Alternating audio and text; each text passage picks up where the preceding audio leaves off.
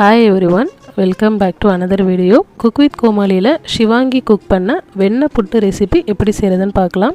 இந்த ரெசிபி செய்யறதுக்கு ஒரு 3/4 கப் போல பச்சரிசியை நான் ஊற வச்சிக்கிறேன். நான் இது வந்து ஒரு 3 to 4 hours ஊற வச்சாலே போதும். பட் நான் வந்து ஓவர் நைட் இதை ஊற வச்சிருந்தேன். ஸோ இது நெக்ஸ்ட் டே மார்னிங் நல்லா சோக் ஆகிடுச்சு. அடுத்ததாக ஒரு 1/4 கப் கடலைப்பருப்பை ஊற வச்சுக்கலாம். அண்ட் இப்போ நம்ம ஆல்ரெடி ஊற வச்சு எடுத்த அரிசியை ஒரு மிக்ஸி ஜாருக்கு ட்ரான்ஸ்ஃபர் பண்ணிவிட்டு நம்ம எந்த கப்பால் அரிசி மெஷர் பண்ணமோ சேம் அதே கப்பால் ஒரு கப் வாட்டர் நம்ம ஆட் பண்ணி நல்லா வந்து ஸ்மூத்தாக வந்து இதை நம்ம கிரைண்ட் பண்ணி எடுத்துக்கலாம். நல்லா வந்து ஒரு ஃப்ளோவிங் கன்சிஸ்டன்சியில் கொஞ்சம் கூட வந்து அரிசி இல்லாமல் நல்லா வந்து இதை நம்ம ஃபைனாக வந்து கிரைண்ட் பண்ணிக்கலாம். அடுத்ததாக ஒரு பேனில் 4 கிளாஸ் வாட்டர், அதாவது எந்த கப்பில் நம்ம வந்து அரிசி மெஷர் பண்ணமோ சேம் அதே கப் ஒரு கிளாஸால் 4 கப் வாட்டர் ஆட் பண்ணிக்கலாம். ஸோ வாட்டர் ஆட் பண்ணிவிட்டு அடுத்தது நம்ம ஊற வச்சுருந்த கடலைப்பருப்பையுமே ஆட் பண்ணிக்கலாம்.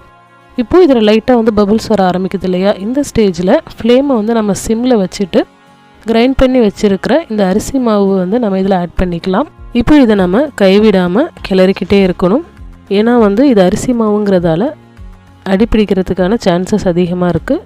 ஸோ இப்போ பாருங்கள், இது இறுகி வந்துடுச்சு. கடலைப்பருப்பை நம்ம தனியாக வேக வச்சு எடுத்து இந்த ஸ்டேஜில் கூட ஆட் பண்ணிக்கலாம்.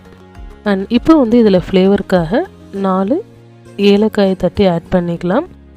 இப்போ இதை வந்து நம்ம நல்லா மிக்ஸ் பண்ணி விட்டுக்கலாம். அடுத்ததாக ஸ்வீட்னஸ்க்காக வெல்லம் வந்து நான் கொஞ்சமாக வாட்டரில் வந்து கரைச்சி இப்போ இதில் ஆட் பண்ணிக்க போகிறேன். இன்கேஸ் உங்ககிட்ட இருக்கிற வெல்லமில் வந்து மண் இந்த மாதிரி ஏதாச்சும் டஸ்ட்டு இல்லை அப்படின்னா டைரெக்டாகவே வந்து நீங்கள் வெல்லம் ஆட் பண்ணிக்கலாம். அப்படி ஏதாச்சும் டஸ்ட்டு இருக்கிறப்ப நம்ம இதை வந்து ஒன்ஸ் வந்து பாயில் பண்ணி எடுத்து ஃபில்டர் பண்ணி ஆட் பண்ணிக்கிட்டால் ரொம்ப நல்லது.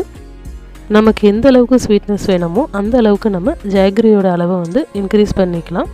இது வந்து இப்போ நம்ம சிம்லேயே வச்சு கைவிடாமல் கிளறிக்கிட்டு இருக்கலாம். பாருங்கள், ஒரு 5 to 10 மினிட்ஸ்க்கு அப்புறமா நல்லா வந்து இந்த மாதிரி இறுகி வந்துடும். ஸோ இது இறுகி வந்துடுச்சு. இப்போ இது வந்து குக் ஆகிடுச்சா இல்லையா அப்படிங்கிறத எப்படி ஃபைண்ட் அவுட் பண்ணுறது அப்படின்னா, நம்மளோட கையை வந்து நம்ம வாட்டரில் வந்து நனைச்சிட்டு இப்போ இந்த மாவில் வந்து நம்ம வச்சு எடுக்கிறப்ப கையில் வந்து மாவு ஒட்டாமல் வரணும். இதுதான் பர்ஃபெக்டான கன்சிஸ்டன்சி. இப்போ இது பர்ஃபெக்டாக குக் ஆகிடுச்சு. அவ்வளோதான். இப்போ இதில் வந்து நம்ம கொஞ்சமாக கீ ஆட் பண்ணிக்கலாம். கீ வந்து ஆப்ஷனல் தான், கம்பல்சரி ஆட் பண்ணுங்கிறது கிடையாது. ஃப்ளேவர் நல்லா இருக்குமேங்கிறதுக்காக நான் கொஞ்சமாக இதில் ஆட் பண்ணியிருக்கேன். நீங்கள் வேணால் இதை ஸ்கிப் பண்ணிவிடுங்க. ஸோ கீ ஆட் பண்ணிவிட்டு கலந்து விட்டுட்டு அடுத்ததாக இதில் துருவின தேங்காய் வந்து ஆட் பண்ணிக்கலாம்.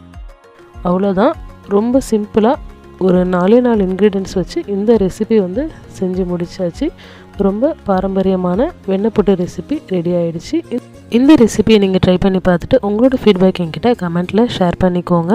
அண்ட் இது வரைக்கும் நீங்கள் நம்ம சேனலை சப்ஸ்கிரைப் பண்ணலன்னா மறக்காமல் சப்ஸ்கிரைப் பண்ணிவிடுங்க. And don't forget to press the bell button.